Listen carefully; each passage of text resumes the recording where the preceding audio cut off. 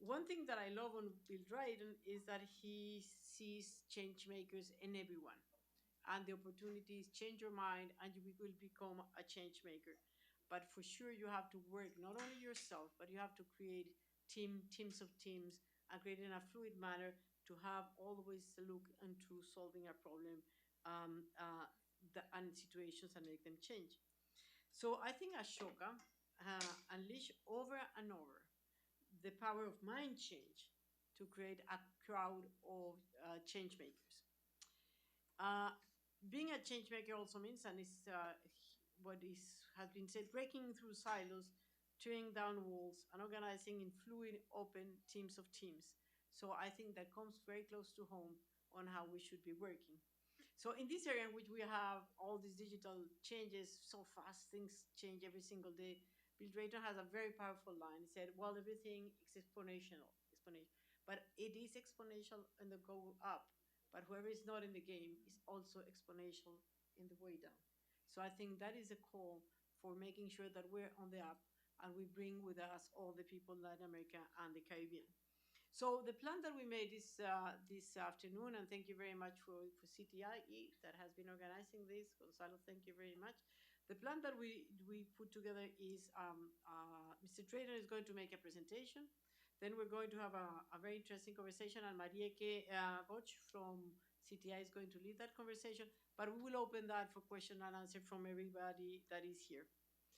Uh, I always wondered what Ashoka meant.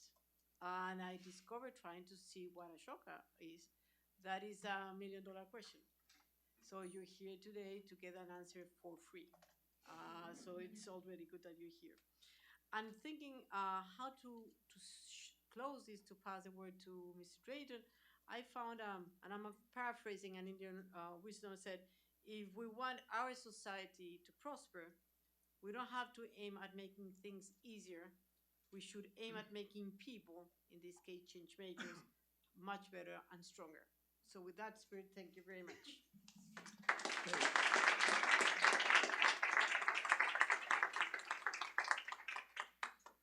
So I have 20 minutes to do so much. And I've also been told that I've got to challenge the people who are already on their cell phones. So we all know, at least intuitively, that we are at a tipping point, that we've been building up to it, and a very profound change is happening. And the IDB, all of us, if we don't understand that, we miss the turning point. If we do understand it, we at least have the option of being a big player, of making a really big contribution. And I would suggest for the IDB and for each of us individually, if we can get to the point where we're closer to being able to say out loud, this is what's happening, that will be good. So you can see some of the symptoms everywhere in the world, regardless of the nature of the economy or ideology. Income distributions are getting worse. So I'd explain that. We also know that spreading across the world is a very destructive us versus them politics, and that's getting worse. Those two facts are related. And so just ask yourself, what's causing this? And I will, now I've got the cell phones closed, I will come back to that, but I wanted to, before getting to that, and before getting to what this means for each of us individually, for our families, for the people we care about, for the IDB, for society, I thought it would be important to help explain how we understand this. Well, we have, it's actually about 4,000 Ashoka Fellows now. Now, this is the test. If I am going to cause this thing to blow up, or, success. So we've had 20 years of looking at the end of 5 years, what impact the fellows are having. Yes, you have people in all our countries, and if you speak to the mic will be great because oh, sorry. I was. Oh, okay. We're really testing my technical abilities here. So, what this shows is at the end of 5 years, over half the fellows have changed national policy, and three-quarters have changed the pattern in their field, environment, health, human rights, whatever it is, at the national level, and 90% have had independent institutions copy their innovation. All these measures go to pattern change. None of them go to direct service. So this is an introduction to another very key concept that I think you should use all the time. We need direct service. There must be teachers in classrooms. Someone must dig wells. But entrepreneurs don't do that. Our job is to change the pattern, which is why these measures are all about changing the pattern. And then there's a third level, which is different than the first two and has a different set of measures, and that's mindset, or how you see the world, the framework you see the world. And changing those patterns are the biggest impact. So the women's movement changed how we all see women. When we got started, we set out to create and spread the construct of social entrepreneurship. Well, it's in everyone's head, most everyone's head. And okay, most people are not going to be great entrepreneurs, but they know they can care and they can organize, and that's, people will respect them for that, and it's actually feasible, and it's, the patterns are understood. So spreading that construct was a relatively simple but important mindset change. And that was about 20% of our focus to begin with. So I'm going to come back to the framework change when we get to what is it that is causing the changes I alluded to earlier. But let me begin by looking at a positive major change that's going on. There is a revolution in Latin America, certainly Brazil, Peru, elsewhere. Corruption no more. It's a revolution. I mean, just think about how many presidents in Brazil are in jail or on the way to jail, have been impeached. 100 leading public figures. This was not happening earlier. You know, one of our fellows in India, anti-corruption, 10,004, and he sensed the timing change and set up a political party, which meant he had to resign from Ashoka, and it won 67 out of 70 seats in the Delhi legislature. He's now the chief minister there. The Congress Party got 0 and the BJP 3. This is a revolution. So what's happening in Brazil and India, you've got to connect the dots. You know, this is the positive side of what's going on. Hundreds of millions of people are saying, I want to be powerful. Okay, we've put up with this for however many centuries, 12 indignities a day, but we're not putting up with it anymore. This is part of the Everyone a Changemaker revolution. And so I want to give you a feel for what underlays that. Now, the main thing that underlays it is that we're at this historical turning point. But there are also people that underlie it. And some of you probably know Philippa Vega. He's from Colombia, now lives in Peru. And he's an Ashoka fellow from about 11, 12 years ago. And he saw that the way we finance education is really dumb. There's no market clearing mechanism. The government puts money in to the degree it has. How does it know how many places, of what type, where? There's no market clearing mechanism. And all right, so now you have something that people really want, and there isn't enough of it, and it's in the wrong mix. And then the government underprices it dramatically, maybe 20% or 10% of the real cost. Now, think, everyone here's got some economics background. If you have something that everyone wants and you don't have enough of it and it's in the wrong mix and you don't have a pricing mix and mechanism to allocate it, what do you think happens? Well, the father of one of my close friends in India, I stay in their house when I'm in Mumbai, set up 9 law colleges. And every 5th or 6th dinner, someone comes to dinner, and it's always after dessert. The conversation goes like this. Harchan, this is my friend's father. You know my niece Poonam, she's a very analytic young woman. Do you think she might be a good lawyer? Oh, that's very interesting. She's a very good person. Why don't you have her come and see me? And then she gets a place in one of the law colleges, and a favor is owed. Well, in certain other societies, this is all monetized and much clearer. Well, young people going into school, they know how they got there and how other people got there, and they know that's how society works. So it's not just corruption, but it's creating the expectations of corruption. So this is an economic cause of corruption. And so Philippa said, let's get rid of that. And so he set up a series of for-profit private funds that you can invest in Mexican students with disability going to college, etc. And the deal is that it's a loan, you pay back, but if you don't have income for your because you're ill, okay, then you don't owe anything for that period. If you earn a little, you pay a little percentage of a little. If you earn a lot, you pay more, and it's actuarially designed to have good returns. The first 2 funds at the 10-year mark were earning about 10% a year. Now, this is still early. They're only about $30 million out in loans, but the track record is there, and you could see where this is headed. Right, so this is an example of dealing with the economic roots of corruption. Bright Simon is a Ghanaian fellow, and he brings to bear the power of light.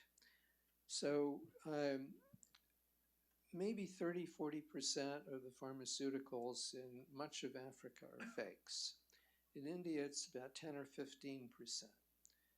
I don't know what the figures are for Latin America, but so he noticed people had cell phones. He negotiated for 2 years.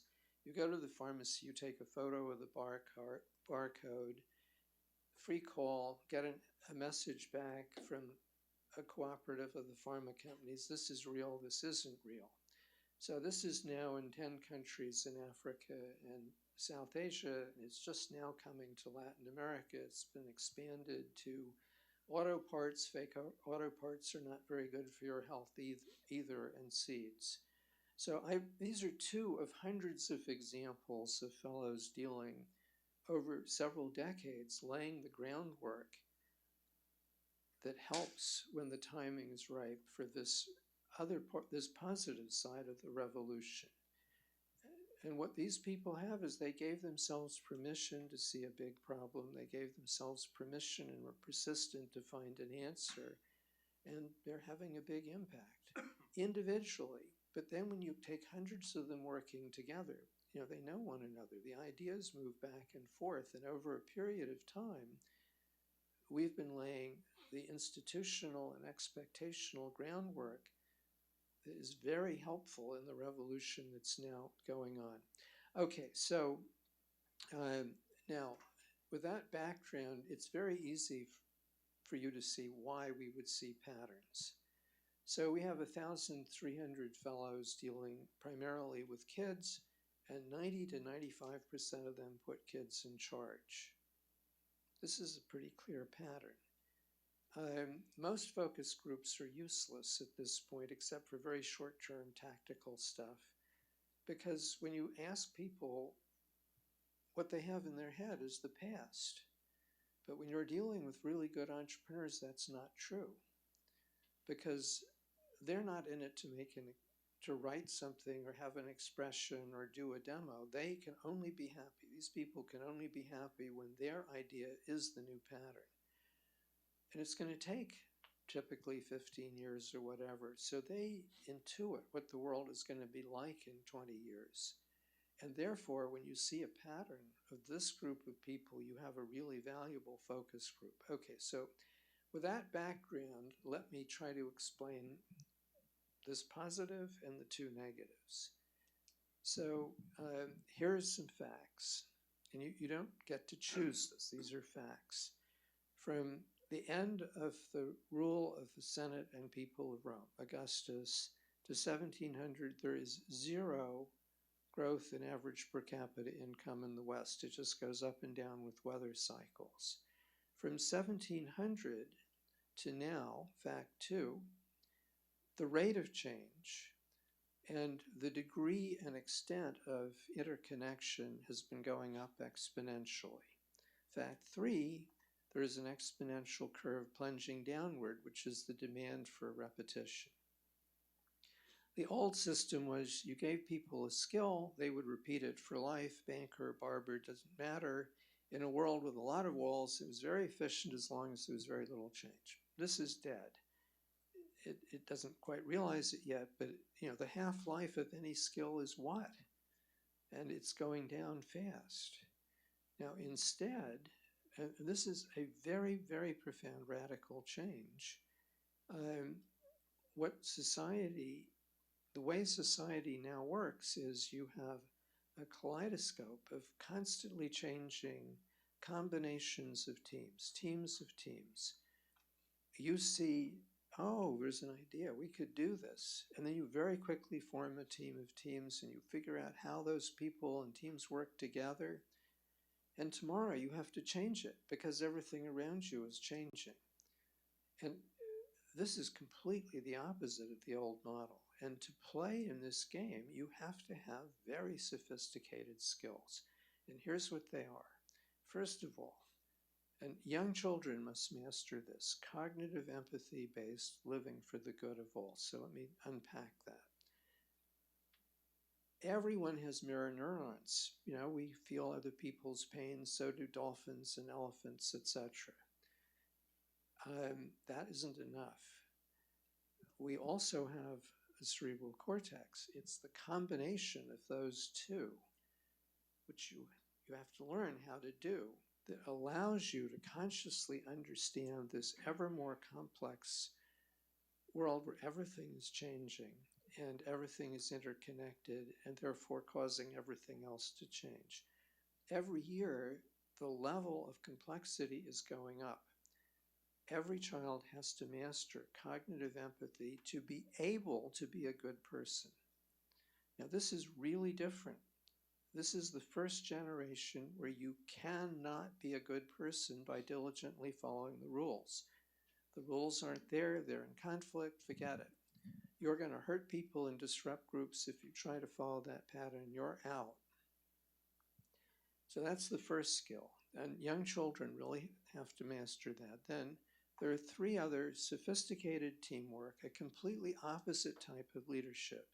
You invite a team together, you help the team figure out how to work, and from that point on, everyone in the team is improving the idea, the architecture, everyone in the team is trying to help. This is exactly what Henry Ford could not do. It's a completely opposite type of leadership, and then change-making itself. How many people who are running education systems or parents know that this is the new game? And the new definition of success in growing up is what proportion of 12-year-olds or 15-year-olds know that they're a change maker? Very few people in the education system have the remotest idea that that's the new game, but it is. And so now why do you think that we have, so let me just pause and give you an example here.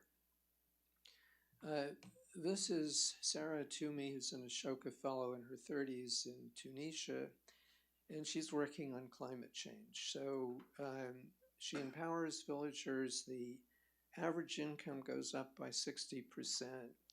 Her goal is just for Tunisia, 2.3 million acacia trees as part of its income generating.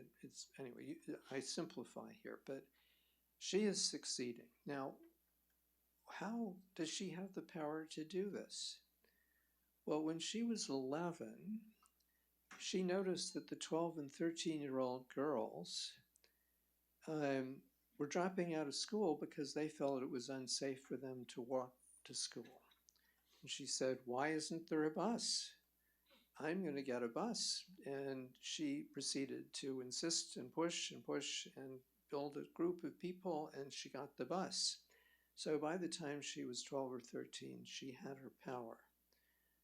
Now, you can look at the great entrepreneurs, business or social, and you'll find almost always they started something in their teens. Over 80% of the Ashoka Fellows started something in their teens. We looked at this at LinkedIn. We found 360,000 cases out of the 440 million who said they started something. Now, most of that is not your own idea. It's some scoutmaster or teacher's idea. It's just a project. But even though the statistic is watered by most of the people not being what we're talking about, those people are 4 times as likely to be a C-level leader and 5 times as likely to be a founder. So it's really 10 or 15 times as likely. So this has been true even before, but now it's absolutely essential. If we don't do this, any society that doesn't do this is guaranteeing that it's going to be divided in all the ways we were discussing. So going back to the negatives I started with, why is income distribution getting worse absolutely everywhere, regardless of ideology or the nature of the economy? Because there's a bidding war for the people who have Sarah's ability to have a dream, build a team, and cause a change. There's a bidding war for people who have this. If you don't have that, no one wants you. Doesn't, there's a company that we've been working with recently, and they will never, ever, ever again hire a machinist. They have a lot of machinists now. They're only going to hire people with change-making skills, and then they can train them in whatever repetitive stuff there is to do. This is a company that's particularly aware, but that's what's happening everywhere. Why do we have the why do we have the we versus them politics in this country, in Venezuela, and so many other places? Well, think about what we're doing to all those people who aren't in the game. We are saying to them in no uncertain terms, go away. We don't need you, and it's your fault. And by the way, your kids don't have much of a future. Well, why do you think we have an opiates problem, and why do you think people are just permanently angry? If you were treated that way, you would respond the same way. That's what we're doing. The only thing and I think that's unethical, but it's even worse when you think about the fact that there are hundreds of millions of kids we are not giving the skills they need to be able to be contributors in life. That's just inexcusable, and we're doing that. Now, everyone here can make a difference. Everyone here cares about some young person. You can help that young person get her power. It's not that complicated. And we have ways, I'm over my 20 minutes, so I can't do it now, but we can help you with that. The IDB could make a really big difference here, and this is operating at the level of framework change. Why doesn't the IDB say one of our core strategic goals is to make sure that every part of every society in Latin America knows this is the new game? And society is being divided. The new inequality is between those in the game and those out of the game. And unlike the old inequalities, this inequality gets worse every year because the gap gets bigger. Once you say that out loud, then people can begin to deal with it. The IDB could certainly make a huge difference in this simple redefinition of success in growing up. What proportion of 12 and 15-year-olds know they're a change maker? Second measure is what proportion of the stakeholders in a school or a youth program know that they have a successful or failing program depending on whether or not it's an everyone a change maker culture, where it is the norm for all kids to have Sarah's experience. Not something that's very difficult that only a few people get. Now, we can do that. We know how to do that. There's a 16 township area, poor, rural, in this country. One local person, all the middle and high schools there have somewhere between 40 and 80 student groups. Now, how many middle schools do you know have 40 or 50 or 60 student groups? There, it's the norm. This is something you can do. It's very doable. Now, there's more to this revolution, but it's very basic. And as long as you're not dealing with it, you're not dealing with it. You're missing the main strategic environment turning point, challenge, and opportunity in our personal lives. And IDB is so privileged to be able to, if this institution decided it was going to go after this, it'd be very fundamental for Latin America, but for the whole Bretton Woods universe and beyond. So please do.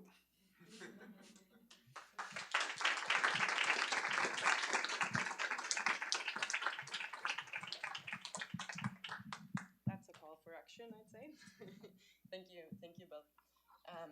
I think a very, very inspiring talk, and food for thought for us, but not just as we were talking about it earlier, like for our work, but for every individual. And I think this is one of the things I really like about Ashoka, this narrative around empowerment, of like encouraging and enabling people to take their ideas to actions. And in fact, in our division, the competitiveness, technology, and innovation division, we have this platform which is called the Innovation Lab, and empowerment is really at the core of what we do. But maybe we can get to that later. I wanted to start with a question around why are these change makers and social entrepreneurs so important? Are they filling a gap that maybe others are not? And how has that changed? Because we were hearing it's 37 years ago. So how has that role maybe changed, comparing the challenges we had back then and the ones we have now? Well, you can look back some hundreds of years and you'll see the early social entrepreneurs. But the field really came alive around 1980. And the reason is very simple, that the everyone a changemaker revolution first broke out for a brief period in classical Greece and the same time in North India. And then Philip of Macedon modernized the phalanx, and that was the end of the city-states. And then it was a matter of face-to-face town meeting democracy, city-states that were open and trading, and everyone was encouraged. And so you had a brief period of everyone a change maker. When you look in the mall here, you see all those classical buildings. We know that's where our civilization came from. And post-Vedic India, same thing. Now, the fact is that when you ended that sort of a society, we had Augustus to 1700 nothing. The first part of society that broke free was business. By 1700, it had become structurally the norm.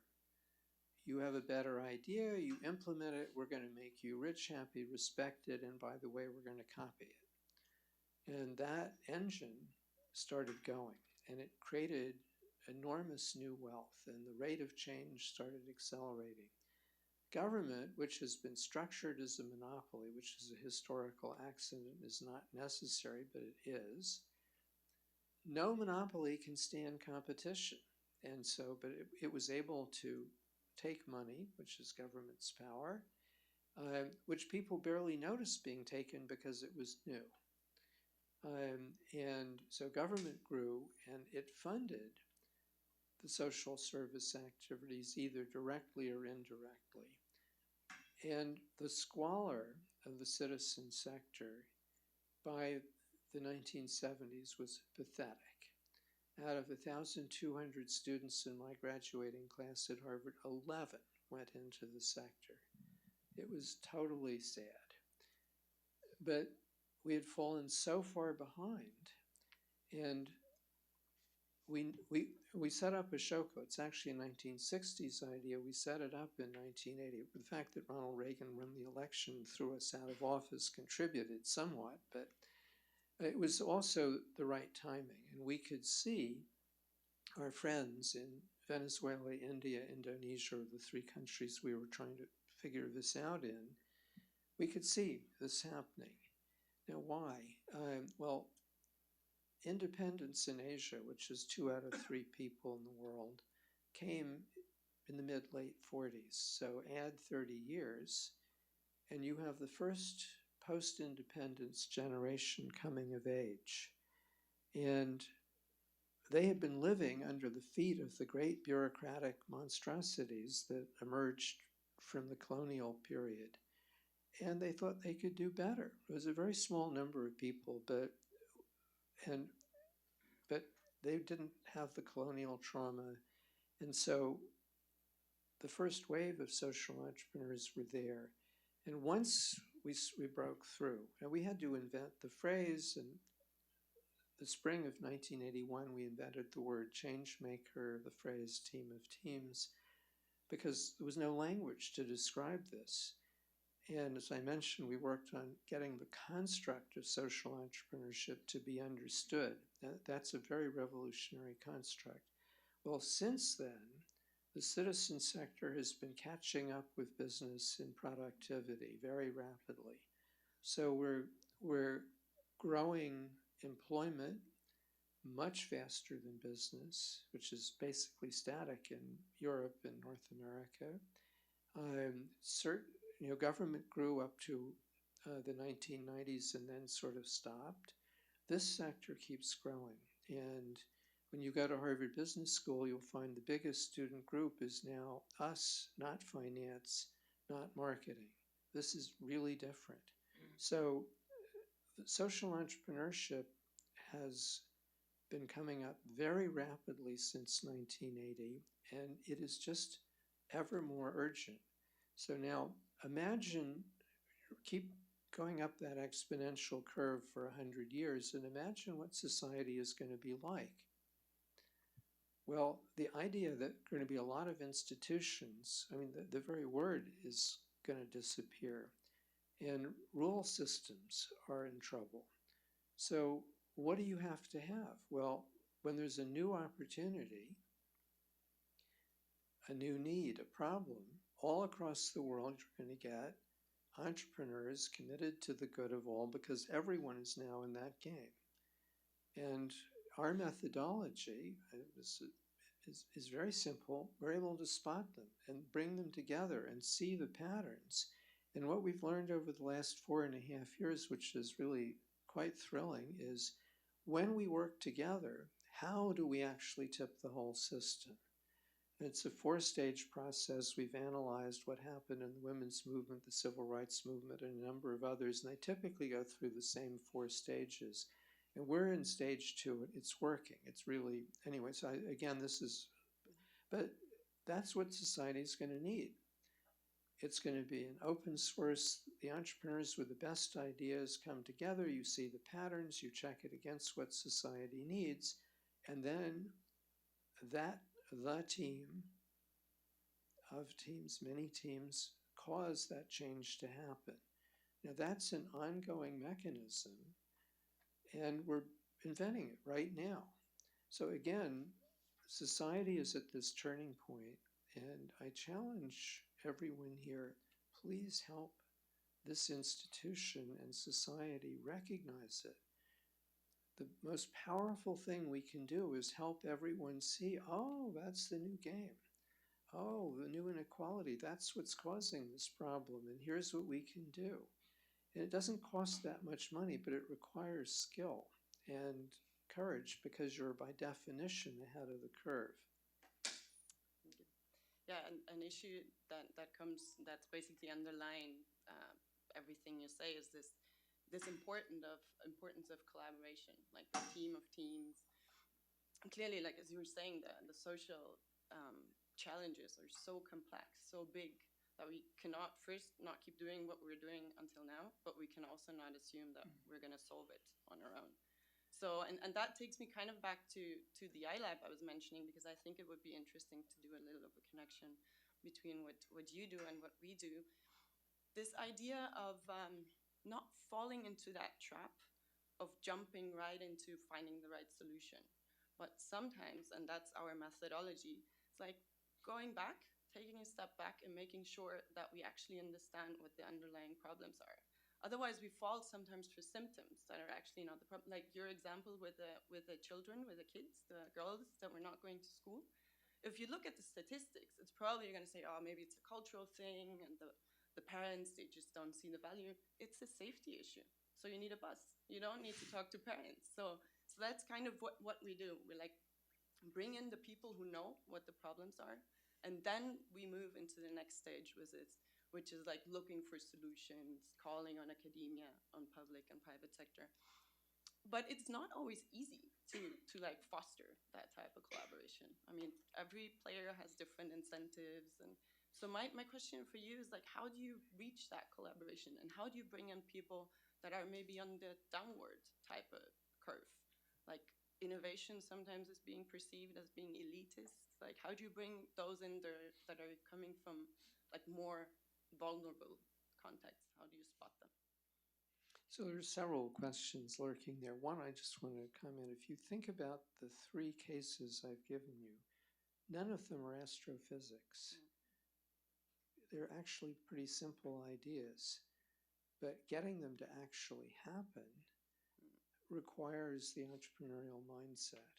So first of all, you have to give yourself permission to see a big problem, imagine a solution, and then it's every day for years listening and adjusting and changing. It's an iterative process. Anyone can do this. This is one of the reasons in everyone in Changemaker world is very possible. So think about a basketball team. I can tell you I'm terrible at basketball, so people who know me laugh when I use these sports analogies. But when you watch a basketball team, everyone on that, if it's a good team, everyone on the team is trying to help all the other players be really good players. And individually and as a group, for this game, for the season, for the longer term, that is right at the core of what a team is. Well, we're just talking about bigger teams, more interconnected teams. But it's a world of fluid, constantly changing faster and faster, open, connected in all sorts of strange ways from conventional thinking. Teams of teams where the whole point of it, I mean, this is so much stronger than anything we've had before. So think of the human brain. It's the only analogy I know that really helps understand this. Any individual neuron that doesn't connect with all the others is out of business. Any group of neurons that doesn't connect. When I say something simple like, here I go with sports again, a tennis ball, 20% of your brain lights up because you think of everything you know about tennis and strategy, and the parts of the brain that deal with balance in your left foot or whatever, they get ready. Well, that's what's happening with people. We are as a species becoming one organism, and this is a huge change. But it's completely what evolution is about. From the time the first cell ate the second, and they said, this is sort of comfy, let's keep this going, it's been about increasing cooperation. And that means the pieces have all got to be able to work together. And so we're on the one hand, the oldest path, but on the other hand, we're at this amazing turning point. And we've got to, not just now, but forever, be constantly developing the architecture, how to make it work. And we all get to do that. That's pretty cool. That's pretty cool. And I'm not going to use sports examples. I'm not sure whether you follow the World Cup, but I'm German, so thank you. Maybe just to wrap it up, I think I want to give some space to the audience and also to the people online. A little thought example, a little game here, since we're talking about what's the new game. Imagine, I know Ashoka is already doing some work in Latin America, like obviously through your fellows, and then I had the opportunity to meet some of your colleagues who work on Ashoka U, like doing the educational part. But imagine you and Ashoka would have the chance to work with the government of the region on a program to foster social innovation, entrepreneurship. What would you focus on? Oh, this is very easy. We're right. actually take notes. So we're actually working with the city of Sao Paulo and the government of Bahia, and and what it's about is very straightforward.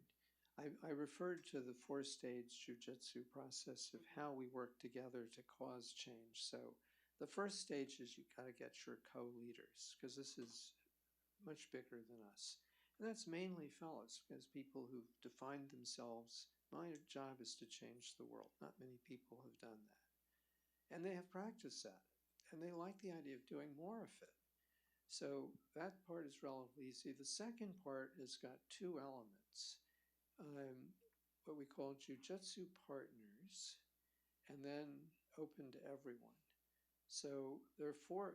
So one absolutely essential goal is to change the definition of success in growing up. What proportion of teenagers know they're change makers? That's just like saying what proportion of them are literate in written language. So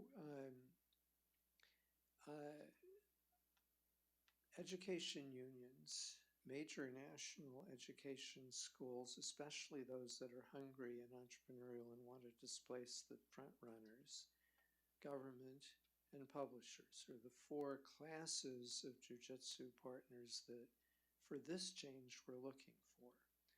And so I apologize, I can never remember these names, but one of the very large education schools in Brazil has already figured out this is their ticket to make a big contribution, but also to outcompete everyone else.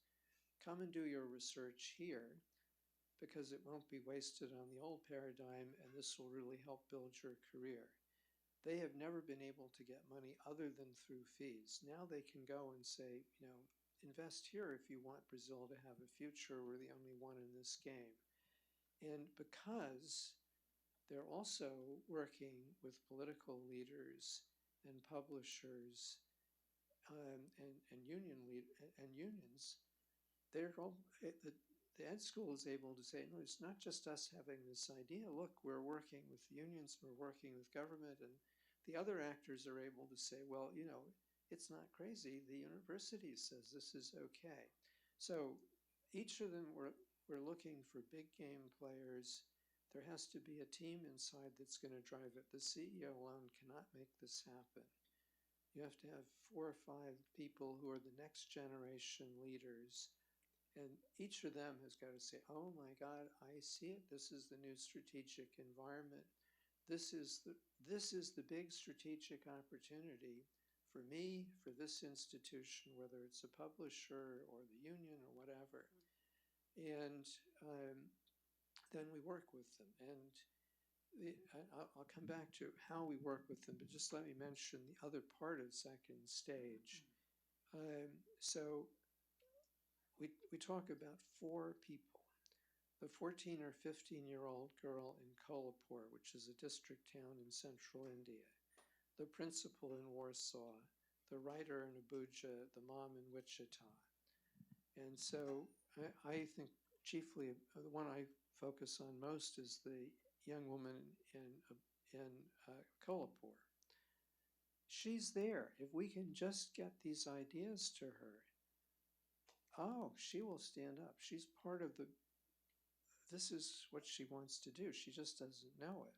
And then we've got to get the supporting services and then help her find the other people. So, same thing for the other three. So, those are the two things you've got to do. And if I could just use a US example, this last weekend we were selecting Ashoka Young Changemakers for the US. And the number two person at the American Federation of Teachers, Al Fromm, who created the DLC, the Democratic Leadership Council, the Third Wave, Tony Blair, and all those things, and the head of First Book were the panel members. We had 12 kids, 13 through, I think the oldest was 18. They're very, very powerful. Now,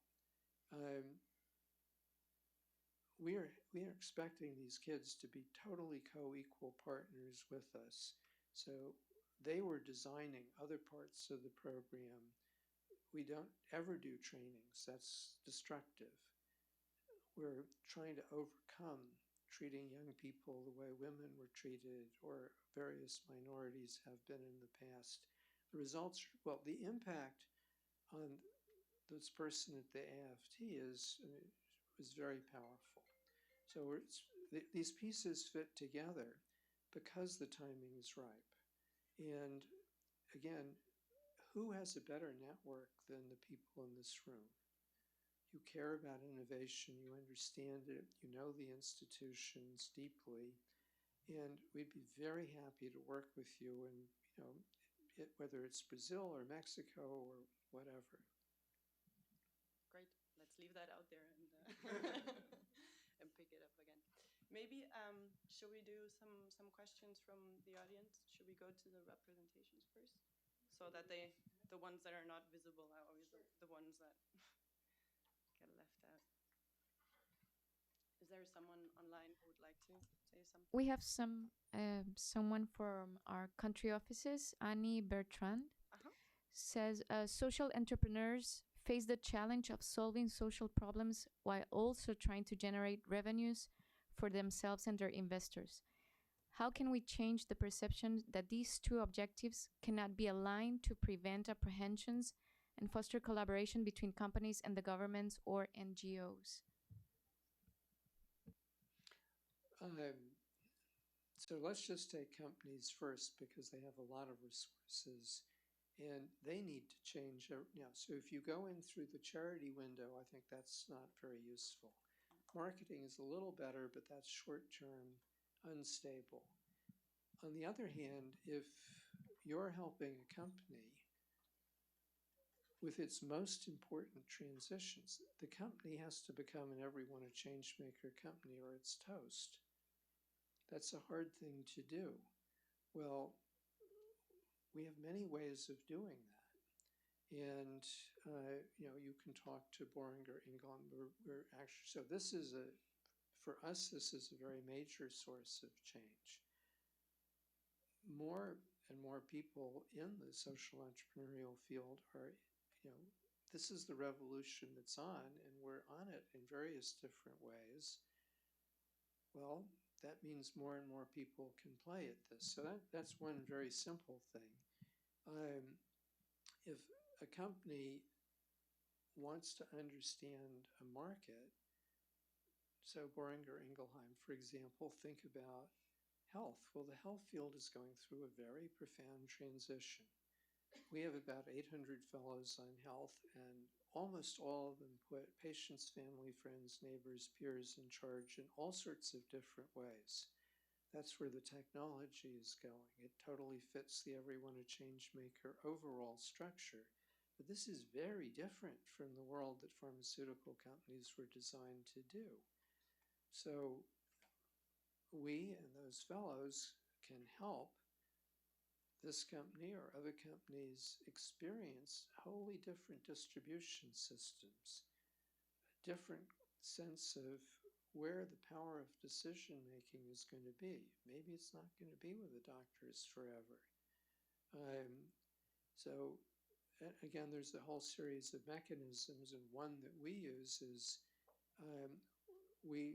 if a company wants to have one of its promising upper mid-level people spend 6 months working with a fellow, they'll be learning about Peru or Brazil, about the future of health, about entrepreneurship. There's everything to gain, and hopefully that's long enough that the person can make a contribution in return. So there are a lot of ways of approaching this. Yep.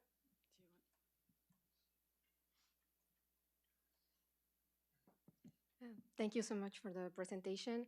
I agree that empathy is a very important value that should be incorporated. I mean, it should be taught in schools and should be incorporated in the projects that we do. So my question is, how do we measure empathy and how can we incorporate it in the equations in our projects when we assess like cost benefits, when we think about the viability of a project or the impact that it has, how do we measure and how do we incorporate empathy in our decision making? Thank you.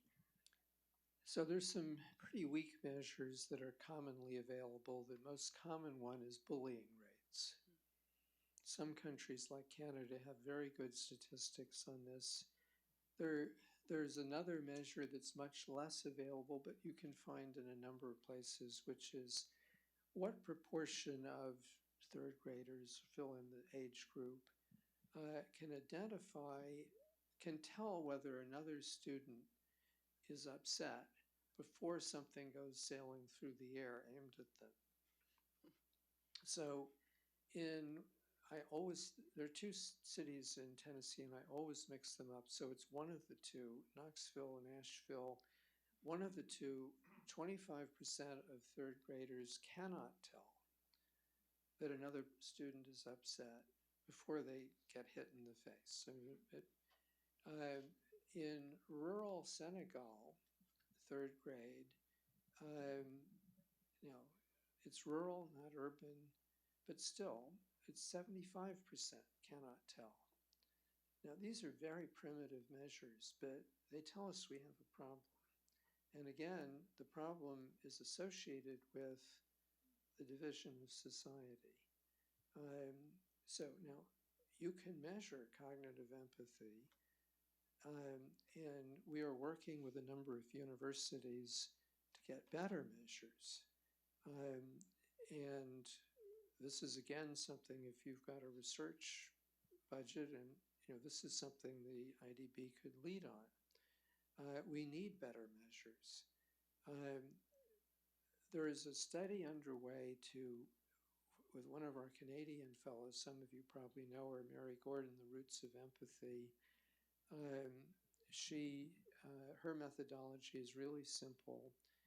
She asks the schools to give her 2 or 3 hours a month for 8 months. The younger the kids, the better.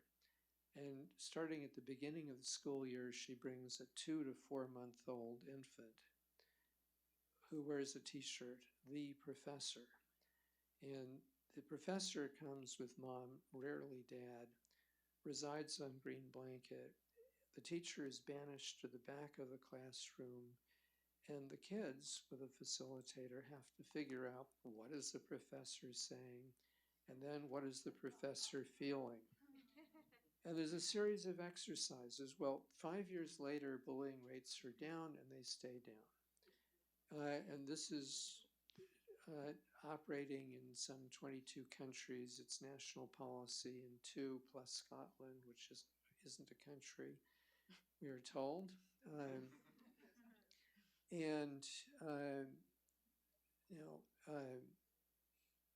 The University of Washington is doing some studies to see if there's a change in brain structure that you can see from that very simple intervention. We don't know the answer yet, but the hypothesis is that it's possible. But that's an example of the sort of research work that's really needed. So when society said we needed everyone to be literate, we didn't have SAT tests, etc. either. And so we're stuck with very primitive measures, but they still tell us a lot. Yeah, and your example of the T-shirt shows again, it's not always rocket science. Like sometimes it's very basic, like simple ideas that can be really, really powerful. That's really nice. And yes. Thank you for your presentation. A couple of years ago, I was one of the world semifinalists in the Lego Reimagine Learning Challenge, and it was quite a good experience. We invented a game for financial literacy, so it was very good. But to be 100% honest with you, I don't understand how to work with a child as an entrepreneur. I'm part of your network, not me. But if I'm going to be part of your network, what after that? I mean, it's very good to be part of a good network, but as a social entrepreneur, I need much more than to be a very renowned network. So, how do you help those entrepreneurs? I'm not just talking about money. No, I'm talking about what kind of things you do with them after they are part of this very relevant and renowned network. So, first of all, this is always changing and evolving, but the most important thing is always giving people the gift of their being able to give. That's always the biggest gift. And if you think about us working together to tip the definition of how kids grow up so that hopefully all kids have a chance in life, that's a big gift to be able to play on that. And I'll get more specific. So when we started on the empathy work in the US, we invited 4 fellows to work with us, and 8 others immediately said, we want to be a part of it. So of the original 4, 2 stopped what they were doing because they realized that they were not operating at the level of frame change, and in one case they were stuck at sort of wholesale retail. And all of them, Mary Gordon included, expanded their understanding of the importance of what they were doing, which sharpened their work. Now that's before you get to the impact of us working together. So I'll give you some other examples of things that we are doing. So fellows are parents too, and they care about their kids a lot. So we have a very simple program called Your Kids that we can help any group of adults, corporate executives, machinists, fellows, figure out new game critical for kids, and here's what they can do about it. Well, that's very important. We also have another program focused on the fellows' kids called Young Ashoka. Now, if you are the son or daughter of a social entrepreneur, you have a special problem. Your mom or dad is in love with this work. How do you deal with that? None of your friends have anything like this. And your mom may be criticized, and she may be working in areas that maybe you worry about her safety. Well, when you get young Ahsoka and you have a peer group, they get along really well. And this is very emotional for fellows. They will do anything that young Ashoka asks for. It's so those are 2 things about the kids. So just to give you some other examples, I mentioned the 1,300 fellows focused on kids. Well, they all put kids in, pretty much all put kids in charge, but in 2,000 different ways. Well, those are 2,000 how-tos that are now available to each of them. And when you see patterns, oh, I fit as part of that pattern. I hadn't thought about this. So there's a very rich collaboration. At the local level, it's more cross-subject matters. So an Indonesian fellow figured out how to get an extra crop without any land. You put mushroom seeds on softwood chips and you float them on rice paddies. It's much more complicated than that sounds. But he didn't want to be Johnny Mushroom Seed for the rest of his life, but other fellows thought, oh, this is actually quite interesting. I can help poor people have a crop, and then, etc. You can see where that. So there's a lot of that sort of collaboration of all sorts, and I think I should stop. I could go on. There's much I think we more. could all go on. Yes. should we wrap it up? One question. The $1 million one. Why Ashoka? What Ashoka means? The name?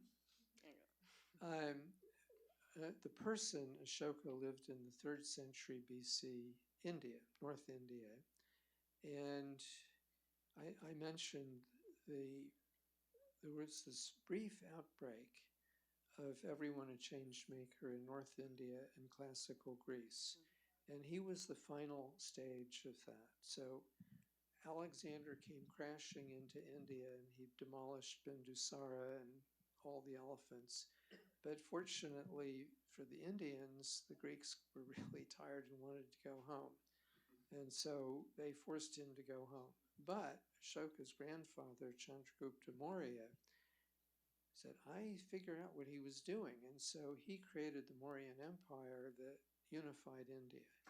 So Ashoka came of age at 19, took over, and for 50 years, he didn't solve the structural problem, but personally, you had the energy of an all India economic structure, and he supported 350 different schools of thought that we know of. A Dharma Shastra, a class of people working on social welfare, economic, it's just an amazingly creative, tolerant person who, after he finished off the last remaining kingdom, the Kalingas, he was rather against war, and he worked out a peace with the Hellenes. A very interesting person. So why do we choose that name? First of all, you can't use any language without being associated with one or another tribe.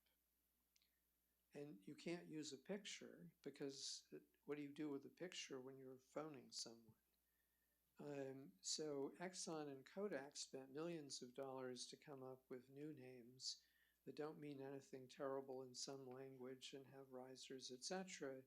And we lucked into the fact that Ashoka begins and ends in a vowel, the same vowel, and has 2 risers. It doesn't mean anything bad in any language, but we were clueless about that. We just thought this was a very remarkable person who was at all the creativity in every field and the values that we liked. And we also, I will admit, thought 3rd century BC, that's before Christianity and Islam. How many enemies could he have? Well, it's not the best name for Pakistan.